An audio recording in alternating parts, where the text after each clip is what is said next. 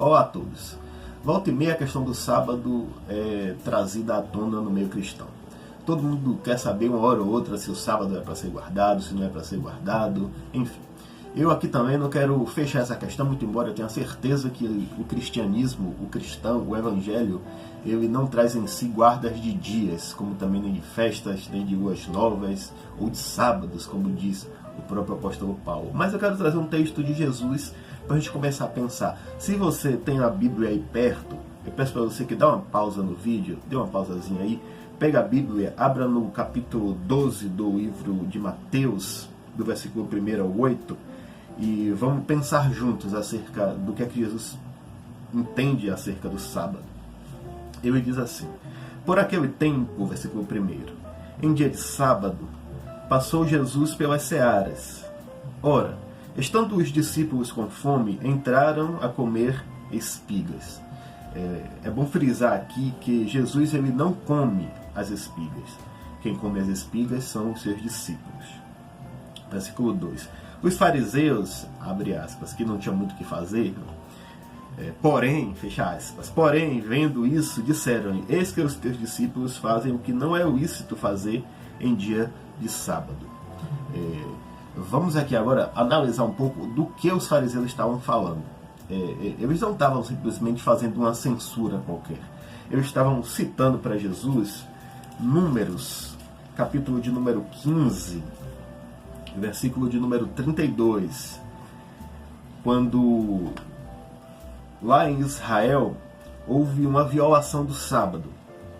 E Moisés, ele ainda não sabia muito o que fazer sobre essa questão e foi consultar a Deus. E quando ele voltou com a resposta, ele disse que a resposta era uma pena de morte.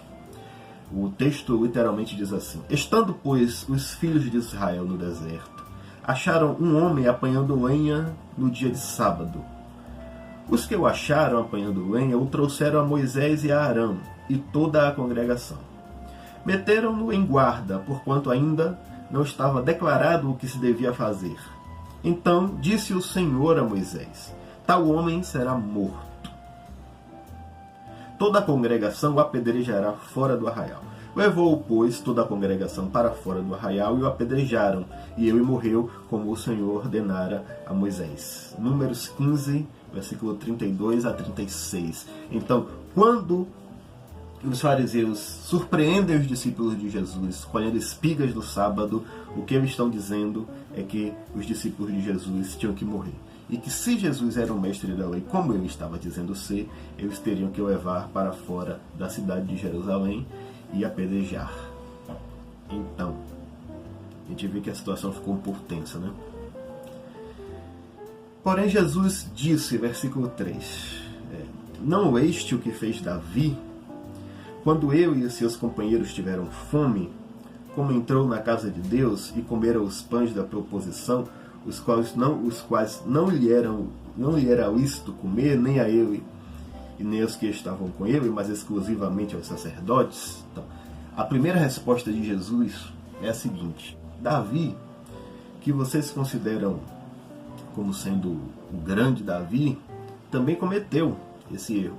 Ele entrou no templo e comeu os pães da proposição, que só era lícito aos sacerdotes comerem, e também aos que estavam com ele, e ficou sem culpa. O que é que Jesus está dizendo com isso? Jesus está dizendo o seguinte, que uma lei maior compensa uma lei menor. Jesus está dizendo o seguinte: o Davi comia ou morria de fome, então ele ficou sem culpa, porque a situação o impeliu a agir dessa forma. Mas Jesus ainda dá uma outra resposta a ele. No versículo 5 ele diz assim: ou não estes na lei que aos sábados os sacerdotes no templo violam o sábado e ficam sem culpa? Ou seja, eles estão dizendo: olha, os sacerdotes trabalham no dia de sábado. Então, se vocês querem punir alguém por trabalhar no sábado, por que vocês não punem os sacerdotes? Provavelmente eles diriam, porque os sacerdotes estão fazendo a obra de Deus, e a obra de Deus é maior que o sábado. Então Jesus diz para eles: exatamente, eles também estão fazendo a obra de Deus.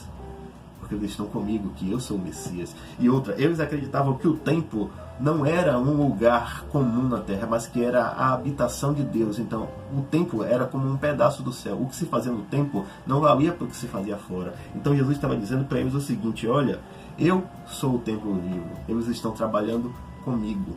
Então, eles, mesmo no sábado, ficam sem culpa por terem comido as espigas no dia de sábado. Interessante, né? E no versículo de número 6, Jesus afirma categoricamente isso que eu acabei de dizer. Jesus diz assim, ó, aqui está quem é maior que o templo. Ou seja, ele se afirmava como o Messias. E ele no versículo 7 ainda diz, mas se vocês soubessem o que significa misericórdia, quero e no holocausto, vocês não estariam condenando o inocente. E aqui ele mata a questão dele. Ele diz assim para os fariseus, vocês não sabem nem o que é misericórdia. Vocês acreditam que sacrifícios, que Deus se alegra com cumprimentos, com meticulosidades legais, mas vocês não atentam para o princípio espiritual da lei, que é a misericórdia, e vocês estão querendo condenar inocentes que estavam morrendo de fome, porque não guardavam o sábado. E Jesus conclui isso dizendo, porque o Filho do Homem é Senhor do sábado. E aí ele mata a questão. O Filho do Homem é Senhor do sábado. Se os sacerdotes que trabalham no templo no dia de sábado ficam sem culpa porque estão trabalhando no templo, maior somos nós que trabalhamos para o templo vivo que é Jesus Cristo. Então, enquanto nós estamos fazendo a obra de Deus, nós estamos sem culpa. E o cristão é chamado para fazer a obra de Deus todos os dias da sua vida, não apenas no sábado, mas no domingo, na segunda, na terça, na quarta, na quinta, na sexta. Mas você pode dizer, você negligencia então o princípio do descanso? Não, porque o próprio Jesus disse que o sábado é feito para o homem, e não o homem para o sábado. Nós temos que usar o princípio da lei. Qual é o princípio da lei? A lei dá descanso, e a lei descansa. A lei quer que a gente descanse, Jesus quer que a gente tenha um dia para adoração, tenha um momento de descanso, que não trabalhemos desesperadamente a fim de conseguir coisas apenas materiais, mas que a gente se lembre do Senhor e descanse. Não precisa ser exatamente no sábado. Outro dia, eu conversando com alguém sobre isso, eu disse assim, olha, alguns se preocupam tanto em guardar o sábado literalmente, mas se eles dessem uma olhadinha no fuso horário, quando eles começam a guardar o sábado aqui, o sábado de Israel já acabou, né? Aí algumas risadas e tal. Enfim, não propus fechar a questão, mas deixei ela em aberto. Mas deu pra gente pensar. Eu gosto de pensar e eu quero que você pense comigo e com as escrituras, tá? Qualquer comentário eu deixaria. Aproveita também, se inscreve no canal. E se você tem dúvidas de algum trecho das escrituras e quer pensar junto, manda aí nos comentários e a gente vai começar a pensar, tá? Um grande abraço e que Deus abençoe a todos.